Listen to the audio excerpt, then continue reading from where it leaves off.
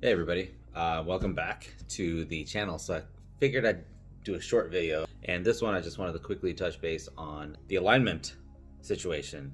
So I posted about a week or so ago that I got my car back from a Kia dealership here, and my alignment was really off, and I'll post a little screenshot of that.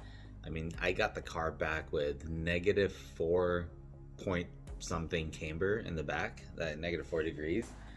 Which, I mean, I'm not a stance boy or anything, but that was awful for a daily driver, especially a car that my wife drives a lot. So I took it home and it just looked horrible on the drive home. It was bothering me, so I called them the next morning and they were pretty easy to talk to. And they said, okay, if you don't like it, just bring it back. We'll see what we can do with it.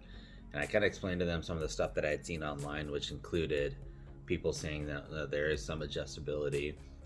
I'm not a big alignment and camber person. Like, I just don't understand all that stuff. I kind of understand like the concept of it, but I don't understand the process of it. But anyway, took it back, and I am happy to say that I did get the car back with much better specs. This is kind of what, sorry, I can't see. What you'll see is my camber is now right at -2 and -2.2 in the rear, and the front is right at -1.3 and -1. So pretty good, and honestly it looks almost exactly how it did when I first took the car to them, except now the tow is dialed in, so it actually runs pretty nicely. It drives nicely. I do want to mention on this, one thing that was interesting is they did tell me that when I took the car back in the second time, where I took it back so they could fix it, the numbers were very different, meaning they said that the camber numbers and the tow numbers were all off again. So I turned my car in a week and a half ago, got my car back 4 days later, alignment was done, it was done poorly, I got the specs, and then the next day I dropped the car back off, got my car back earlier this week, and when the specs from the first time I turned it in to the second time I turned it in were kind of off. I don't know what that install guy did. I am, however, going to, next time I go take it in for service, just have them check all the specs again, because I want to make sure nothing fell off again.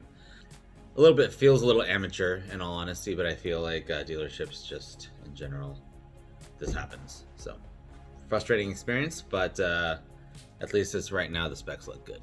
A lot of people have asked me if it actually impacts the ride quality.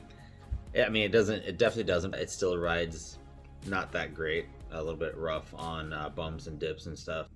It does drive very straight, but I have pushed it around corners, and just with the camber and the tow and everything dialed in, it does corner really well. It grips, and it doesn't feel like it's gonna, it's not as unpredictable as maybe it might have in the past. However, the spring strut combination still isn't the best. So I am gonna do a quick separate video on the Eibach Springs, but just wanted to make sure I provided a quick update on where my camber situation is. So if you do lower, there's another user on Instagram right here, and he actually lowered his Ioniq5. I love it. It looks awesome. He put new wheels on it, lowered it. We discussed kind of the specs a little bit. He ended up very similar camber to my rear and also the front.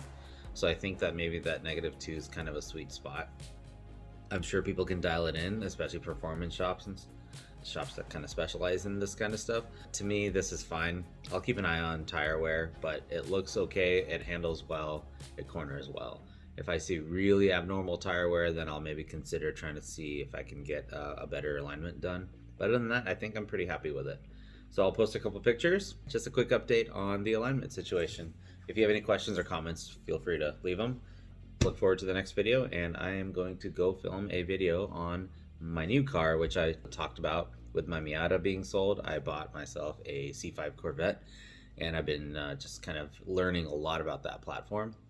So I'm gonna go film that video. So really excited. All right, well, quick update. See you later. Bye.